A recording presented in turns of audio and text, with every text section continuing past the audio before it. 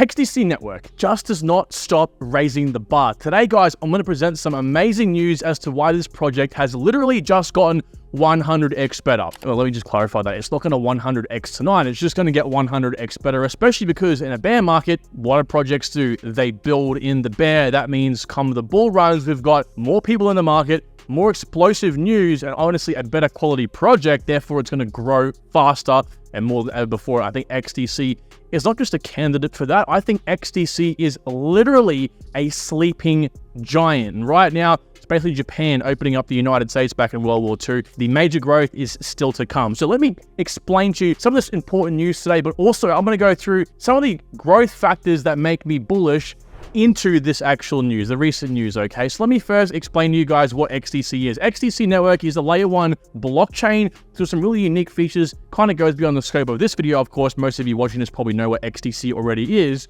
but they're mainly focused in a very unique niche, which is what I respect about them, because most crypto projects just build an infrastructure and then just let the market decide, which is okay as well. But these guys are specifically tailoring their network for trade finance, which is a very inadequate and honestly favors the rich or favors the large enterprises over anything else currently right now. Web3 irrespective, it's mainly Web2, so they're solving a really big issue. And as we can see right now, this report, which by the way was authored and involves some of the largest people in the space, including massive crypto founders, Silvio Macali, Sunil, we'll get to this in a second, John, the Ava Labs president, we got Ryan over here, the Polygon Labs president as well. So the list goes on, but this report indicates what we all pretty well know, right? So these are some of the largest tokenization markets around the world, or at least markets that can be tokenized. And as you can see, the bottom right-hand corner over here, trade finance. Now, get this, the 2030 estimate is $1 trillion tokenized. Now, I expect, and as we'll look at in a second, a lot of people do expect this to be 5 times more possibly, or up to 5 times more in 2025. Yes, a $5 trillion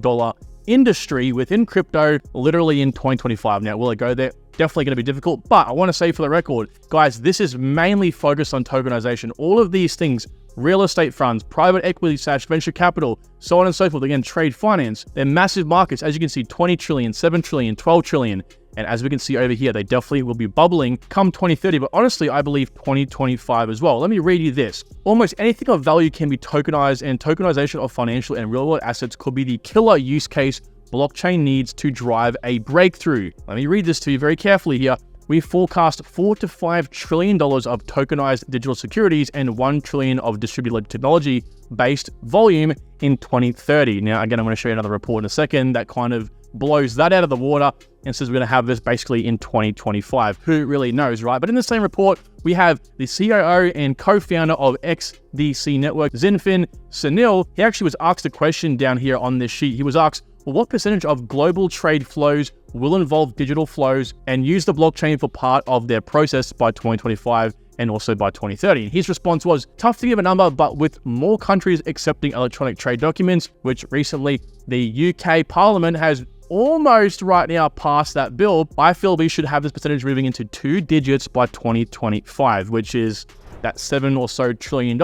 Imagine that 10-15% of that being tokenized, possibly through, in my opinion, XDC as a primary candidate. And by 2030 and beyond, he just goes pretty much talk about how it's going to be a lot more, essentially, right? That's the gist of it. Now, the recent news comes from a project built actually on XDC itself called TradeTech. And these guys actually launched a US Treasury bond ETF on the network. Okay, so let me talk to you a little bit about what this actually entails. So what it's called is USTY, providing exposure to an ETF that seeks to track the investment results of an index composed of US dollar denominated government bonds. These bonds are issued by the US Treasury and have remaining maturities between 0 and 1 year. So very, very short terms here. This is between 0 and 1 year, but that's kind of a good thing, especially for people in crypto who are very impatient. Ultimately, what does this mean? Well, this means that at least right now, it's only available for kind of higher end investors, and you do have to register. It gives them a very steady, as you can see here, roughly about 5.8% yield per year, essentially, right? And it's very, very secure because they're US Treasury bonds, so they're more than likely going to be paid back, okay? So it is, of course, very secure. Its manager, okay? So its manager is BlackRock. Yeah, that's right. The $9 or $7 trillion AUM investment firm, BlackRock, it's the largest in the world, right?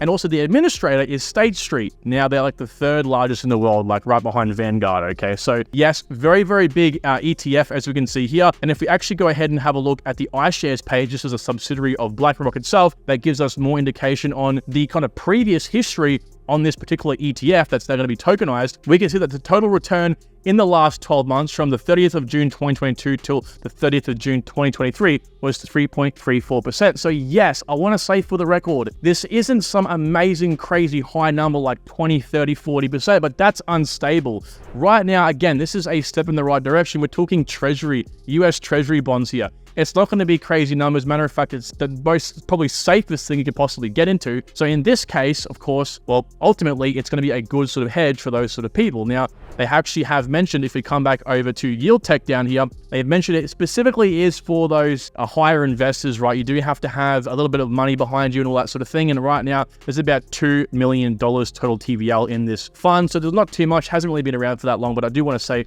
one thing they mentioned is USTY provides access to a multi-billion-dollar high liquid exchange-traded fund managed by BlackRock, one of the world's largest asset managers. Treasuries are widely considered to have relatively low risk profile and high liquidity compared to many other instruments. So it's pretty much a gateway for what's to come, essentially, right? And again, it's kind of backed by, well, it's managed by BlackRock as well. Now, better transparency. So they pretty much mentioned over here why they chose XDC, and also, more importantly, that investors can soon, hopefully, move USTY into their own wallets if self-custody is required. So a lot of stuff to still come over here. Again, this is some really big news. And why? Well, again, guys, this is like the gateway into what comes next. And this is what XDC is, one of its main use cases is used for. It's tokenization, of course, right? So as we can see on a CoinDesk report over here, Bernstein forecasted it could grow a $5 trillion market in the next 5 years, referring to, of course, the tokenization market, okay, the real world asset tokenization. And right now, the current leaders in this field, because XDC isn't the first, by the way,